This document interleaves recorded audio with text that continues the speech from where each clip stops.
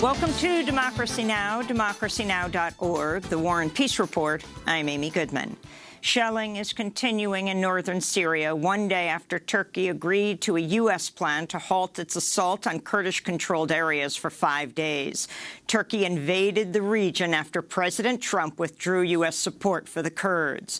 Vice President Mike Pence announced the deal after meeting with the Turkish President Recep Tayyip Erdogan in Ankara. The Turkish side will pause Operation Peace Spring in order to allow for the withdrawal of YPG forces from the safe zone for 120 hours. All military operations under Operation Peace Spring will be paused, and Operation Peace Spring will be halted entirely on completion of the withdrawal. Turkey has refused to call the deal a ceasefire. On Thursday, a Kurdish commander said they would accept the deal, but only along part of the border. The New York Times reports the deal, quote, amounts to a near total victory for Turkey's president because it would allow Turkey to keep occupying parts of northern Syria. In addition, the U.S. would lift its sanctions on Turkey. It remains unclear what will happen to Kurds who live near the Turkish border.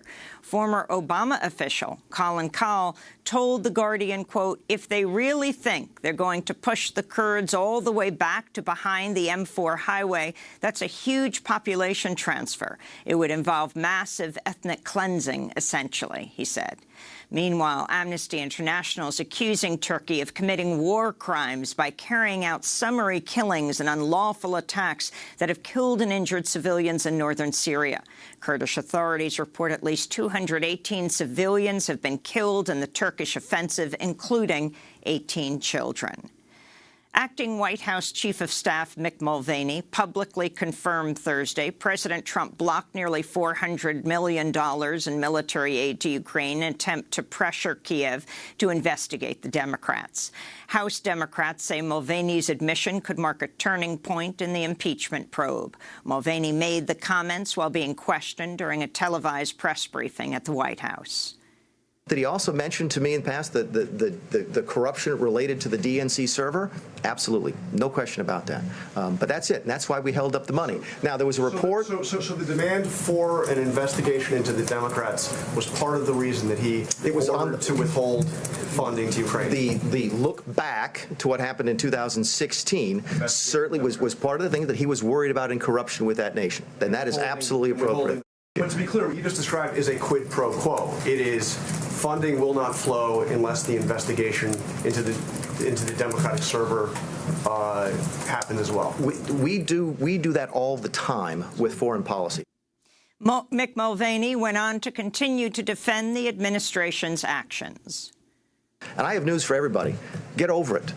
There's going to be political influence in foreign policy. Mick Mulvaney's comments shocked many in Washington for directly undercutting President Trump's claim that there was no quid pro quo with Ukraine.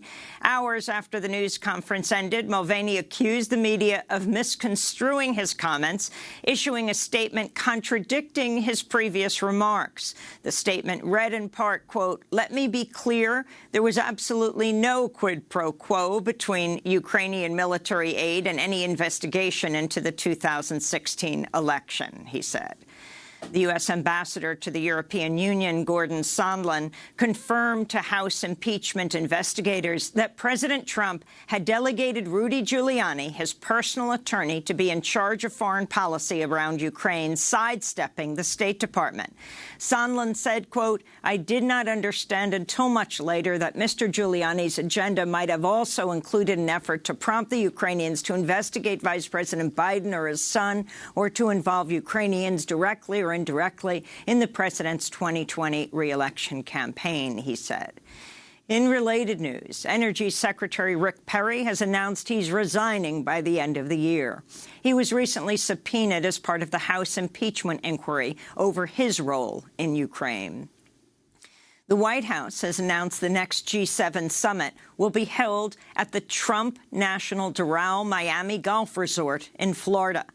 The announcement was widely criticized. Robert Weissman, president of Public Citizens, said, quote, "It's hard to imagine a more blatant violation of the Constitution's anti-corruption provision than the president steering foreign governments to stay at his luxury resort property," unquote.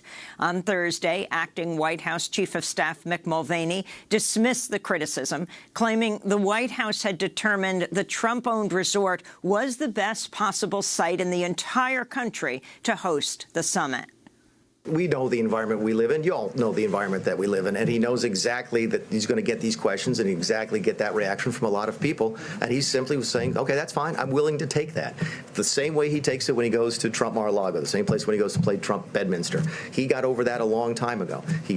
We absolutely believe this is the best place to have it. We're going to have it there. And there's going to be folks who will never get over the fact that it's a Trump property. We get that. But we're still going to go there. Acting Chief of Staff Mulvaney also revealed one of the world's most pressing issues, the climate crisis, will not be on the agenda at the G7. As you're looking at the content of what you want to do next year, it's probably going to be hot in Florida in June. Will climate change be one of the issues that you discuss? Climate change will not be on the agenda. In news from Afghanistan, civilian casualties have reached a new high. The United Nations reports a record 4,300 civilians were injured or killed in Afghanistan between July and September. These are the highest figures since the UN began counting in 2009.